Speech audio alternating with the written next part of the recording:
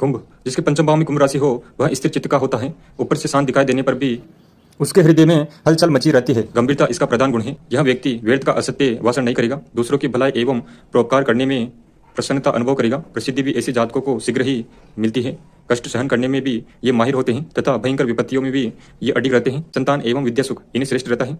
Mean यदि पंचम भाव में मीन राशि हो तो जातक कामुक प्रकृति का होता है। ऐश आराम में ज्यादा विश्वास रखता है तथा स्त्रियों में यह विशेष लोकप्रिय होता है। स्वभाव से यह जातक भावुक हर समय मुस्कुराहट बिखेरने वाला तथा सौम्य आकृति का होता है। संतान सुख मध्यम रहता है तथा स्त्री के विचारों से मतभेद रहने के कारण पारिवारिक कलह भी संभव होती है। वृद्धावस्था सफल कही जा सकती है।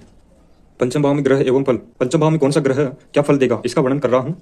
परंतु यदि पंचम भाव में एक से अधिक ग्रह हो तो जो भी ग्रह सर्वाधिक बली हो उसका बल सबसे अधिक व अन्य ग्रहों का बल उनके बल के अनुसार मिश्रित फल समझना चाहिए। सूर्य जिस जातक की कुंडली के पंचम भाव में सूर्य हो उसे संतान सुख का अभाव रहता है या स्त्री की गर्भपात हो जाता है अथवा देरी से संतान लाभ होता है। जीवन में प्रसन्नता का अभाव रहता है तथा उसे कई उतार चढ़ाव देखने पड़ते हैं। बाल्य अवस्था कष्ट में बीतती है तथा वृद्धावस्था में कठोर संघर्ष में रत रहना पड़ता है। जीवन के उत्तरार्ध में उसे हार्ट ट्रबल भी रहती है तथा दिल के दौरे से मृत्यु भी संभव है। आय की अपेक्षा वे बड़ा चढ़ा रहता है। चंद्र जिस जातक की कुंडली में पंचम भाव में चंद्र होता है उसे संतान से पूर्ण सुख मिलता है। ऐसे व्यक्ति की संतान सरल सौम्य गुणवान और प्रतिष्ठा प्राप्त करने वाली होती है जो कि जातक के नाम को विख्यात करती है। आर्थिक क्षेत्र में भी ऐसा जातक संपन्न होता है।